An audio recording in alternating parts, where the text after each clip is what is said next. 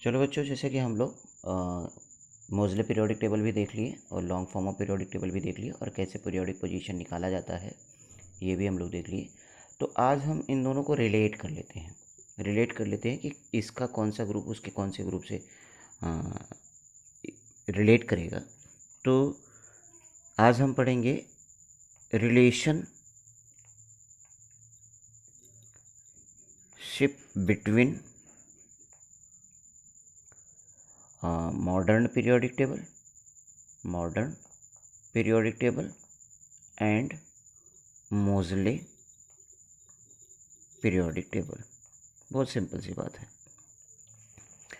आप ये जानिए कि जो मोज़ले का फर्स्ट ए था, क्योंकि मोज़ले में रोमन नंबर यूज़ हुआ है, फर्स्ट ए था, वो long form of periodic table का फर्स्ट ग्रुप है, एस ब्लॉक। जो इनका सेकंड ए था,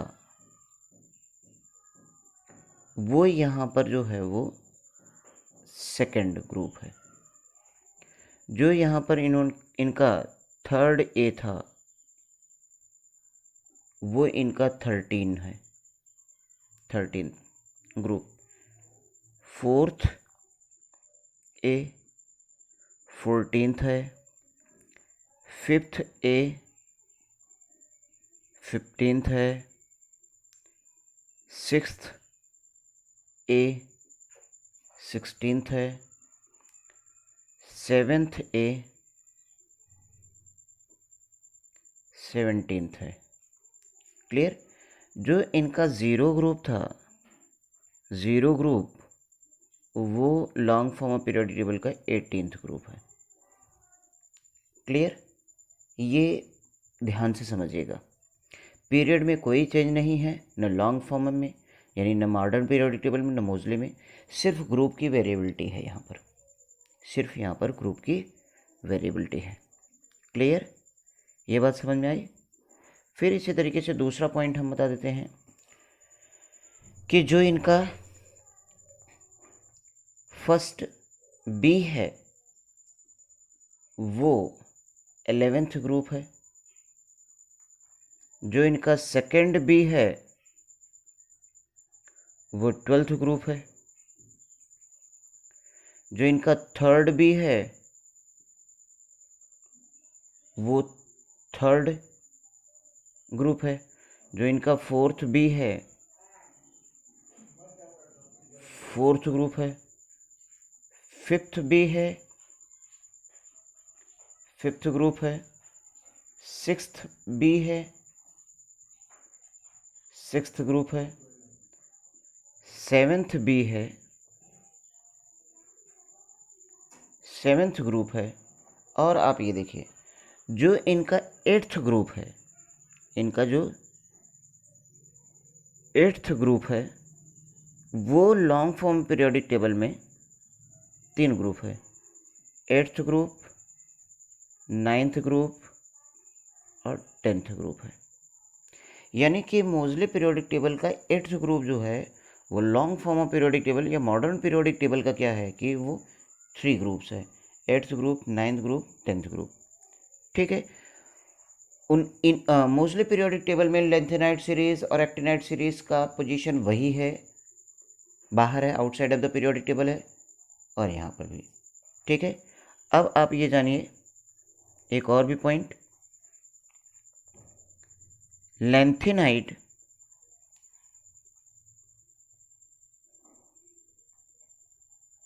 and actinide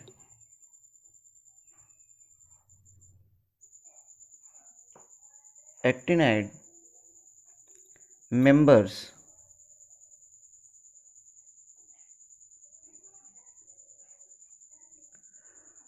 group number in Moseley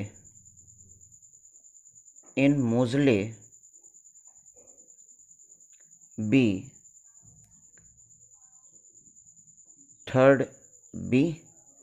third B है, and in modern periodic table B third group, यानी कि मॉडर्न पीरियोडिक टेबल में उसका ग्रुप नंबर थर्ड ग्रुप बोलेंगे और मोज़ले पीरियोडिक टेबल में उसका पोजीशन हम लोग थर्ड बी बोलेंगे। ये थोड़ा सा ध्यान दीजिएगा कि अगर आपसे किसी का पीरियोडिक पोजीशन मोज़ले के अकॉर्डिंगली पूछता है तो वो क्या होगा, और मॉडर्न पीरियोडिक टेबल के अकॉर्डिंगली पूछता है तो उसका क्या होगा। ठीक है, तो चलिए हम इसको एक एग्ज़ाम्पल के थ्रू कर दें तो और अच्छी तरीके से आपको समझ में आ जाएगा। ठीक है, तो क्वेश्चन एक बना लिया मैंने, right the periodic position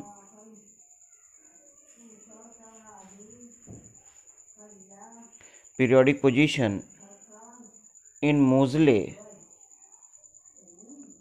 and modern periodic table of nitrogen 7 and chromium 24। Clear, इन दोनों का हमें निकालना है। इसका सॉल्यूशन हम देख लेते हैं, ध्यान से समझिएगा कि किसी के पीरियोडिक टेबल की पोजीशन को जानने के लिए सबसे पहले हम इलेक्ट्रॉनिक कॉन्फ़िगरेशन बना लें। हम लोग क्या बना लें? Electronic configuration. तो चलिए इलेक्ट्रॉनिक कॉन्फ़िगरेशन अगर हम नाइट्रोजन का बनाना चाहें, नाइट्रोजन 7 है तो ये क्या होगा, 2 हो गया और 5 हो गया। SPDF कॉन्फ़िगरेशन बनाना चाहें तो ये 1s2 हो जाएगा, ये 2s2 2p3 हो जाएगा। क्लियर, ये कॉन्फ़िगरेशन हो गई। अब हम मोज़ले पीरियोडिक टेबल में मोज़ले पीरियोडिक टेबल की बात करते हैं। मोज़ले पीरियोडिक टेबल, तो मोज़ले पीरियोडिक टेबल में सबसे पहले हम जानते हैं कि पीरियड नंबर क्या होगा। पीरियड नंबर अगर बात करें तो पीरियड नंबर कितना सेल इन्वॉल्व हुआ, 2 सेल इन्वॉल्व हुआ, पीरियड नंबर क्या हो जाएगा 2, यानी ये सेकंड पीरियड का मेंबर होगा। क्लियर, ये बात समझ रहे। अब आप ये जानिए कि इसके पास सिर्फ ये सेल इनकम्प्लीट है, यानी एक सेल इनकम्प्लीट है। तो मैंने आपको कल बताया था कि जब एक सेल इनकम्प्लीट होता है तो उसको ए सब ग्रुप में रखा गया है, और जब 2 सेल इनकम्प्लीट होगा तो वो बी सब ग्रुप में रखा जाएगा। तो यहाँ पर आप ये देखिए, ये तो कंप्लीट है, यही सिर्फ इनकम्प्लीट है। ठीक है, तो 1 सेल इनकम्प्लीट है तो सब ग्रुप इसका क्या हो जाएगा, ए सब ग्रुप हो जाएगा। क्लियर, क्या हो जाएगा, ए सब ग्रुप हो जाएगा। अब आप ये जानते हैं कि ग्रुप नंबर का डिटर्मिनेशन मोज़ले में, ग्रुप नंबर की अगर हम बात करें तो group number outer most shell के इलेक्ट्रॉन नंबर पर डिपेंड करेगा। अगर आउटर मोस्ट शेल में number of electron, outer most shell में number of electron 1 cell incompletion में 1 to 7 होता है, 1 to 7 होता है, तो उसका ग्रुप नंबर भी क्या होता है, 1 to 7 ही होता है। तो ग्रुप नंबर यहाँ पर क्या है, 5 है। ठीक है, और एक सेल इनकम्प्लीट है।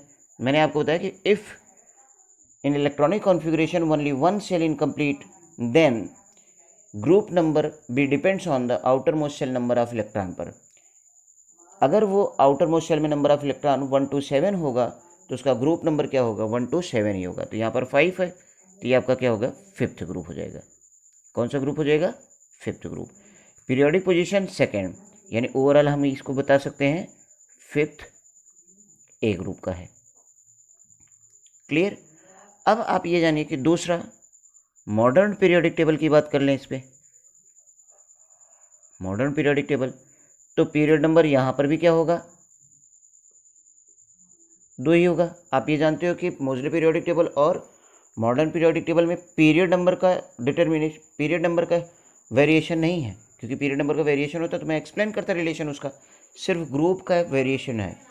तो अब ये देखिए कि अब modern periodic table SPDF configuration पर डिपेंड हो जाता है। SPDF कॉन्फ़िगरेशन में तो ब्लॉक का डिटर्मिनेशन होता है। SPDF कॉन्फ़िगरेशन में आउटर मोस्ट इलेक्ट्रॉन एंट्री के कहाँ किया, पी सेक्शन में। तो इसका ब्लॉक क्या हो जाएगा, सब ग्रुप की जगह पर यहाँ पर ब्लॉक आ गया, तो ब्लॉक आ गया कि इसका पी ब्लॉक हो गया।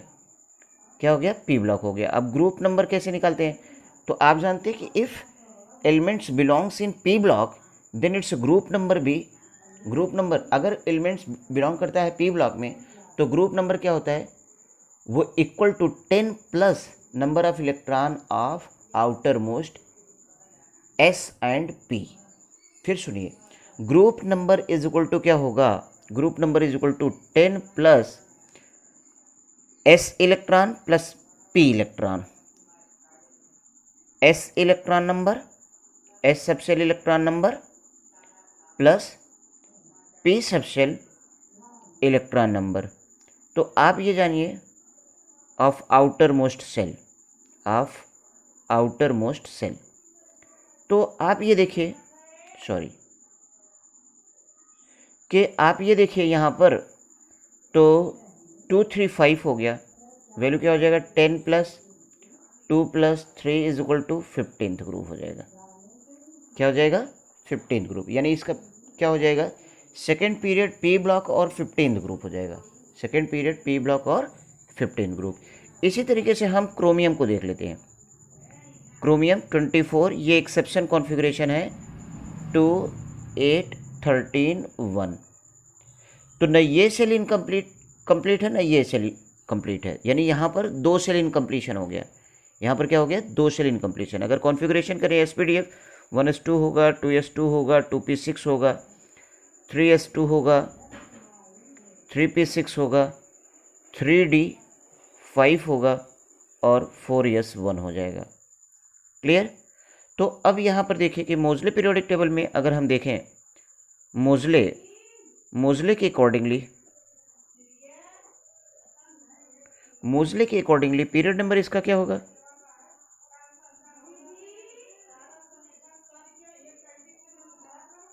पीरियड नंबर 4 हो जाएगा, 1 2 3 4 यही होगा। क्लियर। सब ग्रुप इसका क्या होगा, मैंने आपको बताया कि अगर एक सेल इनकम्प्लीट होता है तो सब ग्रुप आपका ए होता है, अगर 2 सेल इनकम्प्लीट होता है तो सब ग्रुप क्या हो जाएगा बी सब ग्रुप हो जाएगा। और बी सब ग्रुप के मेंबर के बारे में हम आपको बताएं, बी सब ग्रुप में कैसे ग्रुप का डिटर्मिनेशन करते हैं। ग्रुप नंबर की बात अगर हम करें तो क्या होगा, आउटर मोस्ट में जो number of electron, 2 incomplete cell जो होंगे उसके नंबर ऑफ इलेक्ट्रॉन -8, यानी the sum of outer most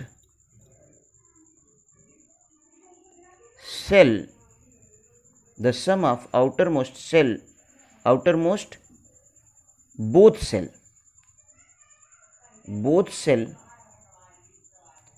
electron -8 हो जाएगा।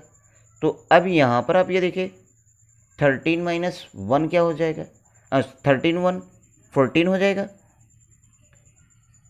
14 और -8 कर दोगे तो क्या हो जाएगा 6 आ जाएगा। क्या आ जाएगा 6 आ जाएगा, आ जाएगा। तो 6 आ जाएगा तो वो आपका क्या होगा 6th ग्रुप हो जाएगा। क्या हो जाएगा 6th ग्रुप हो जाएगा। यानी ओवरऑल आप देखोगे ये बिलोंग करेगा 6th बी में। किस में बिलोंग करेगा 6th बी में करेगा। किस में करेगा मोजले पीरियोडिक टेबल में। अब हम लोग देख लेते हैं modern periodic table. Modern periodic table की बात कर लेते हैं। तो मॉडर्न पीरियोडिक टेबल में आप ये देखिए कि पीरियड नंबर क्या होगा 4 ही होगा। ठीक है। यहाँ पर ब्लॉक क्या होगा, तो आप ये देखिए कि यहाँ पर कॉन्फ़िगरेशन करने पर ये आपका आउटर मोस्ट होगा। सबसे लास्ट इलेक्ट्रॉन पहले ये फिल होगा, उसके बाद ये फिल होता है। 4s पहले फिल होता है, 3d बाद में होता है। लिखते भले ही 3d को पहले हैं लेकिन फिल होता है ये बाद में, क्योंकि राइटिंग प्रोसेस जो है increasing order of cell number होता है। ठीक है। तो अब ये देखिए ये क्या हो जाएगा, डी सब सेल में एंट्री किया हुआ था, डी ब्लॉक हो गया।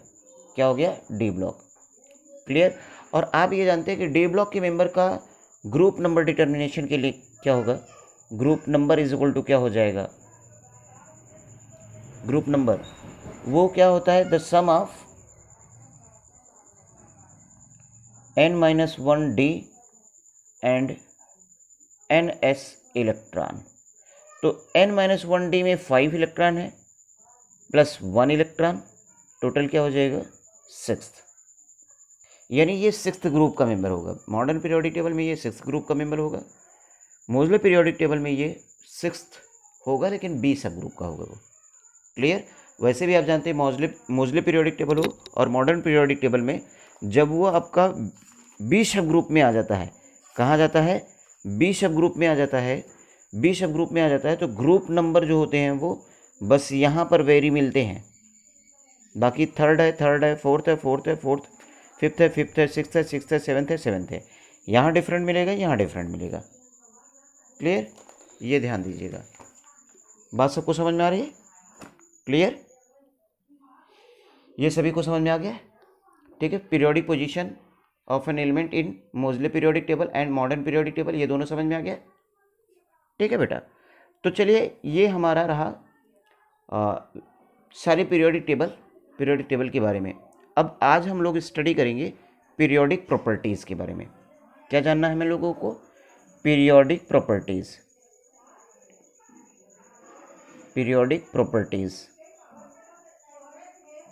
तो ये ध्यान दीजिए, पीरियोडिक प्रॉपर्टीज़ के बारे में क्या आपको जानना है, इसको आप जानिए। पीरियोडिक प्रॉपर्टीज़ के बारे में यहाँ पर कितनी पीरियोडिक प्रॉपर्टीज़ के बारे में हमें स्टडी करना है।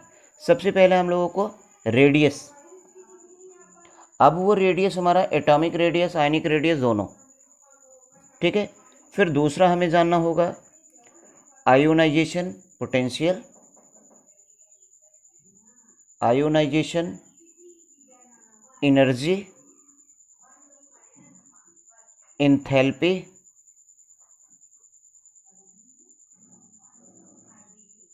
या पोटेंशियल।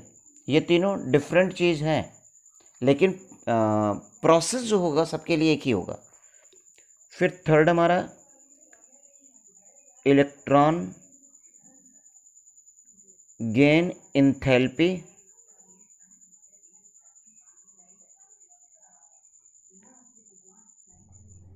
Electron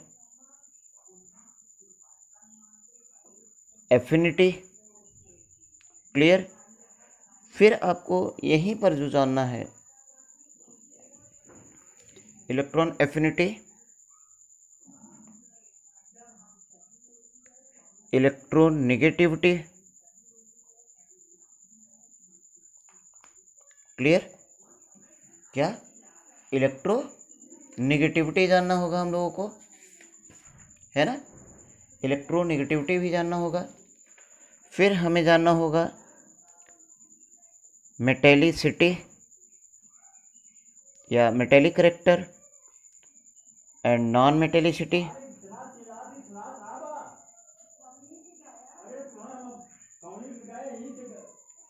clear.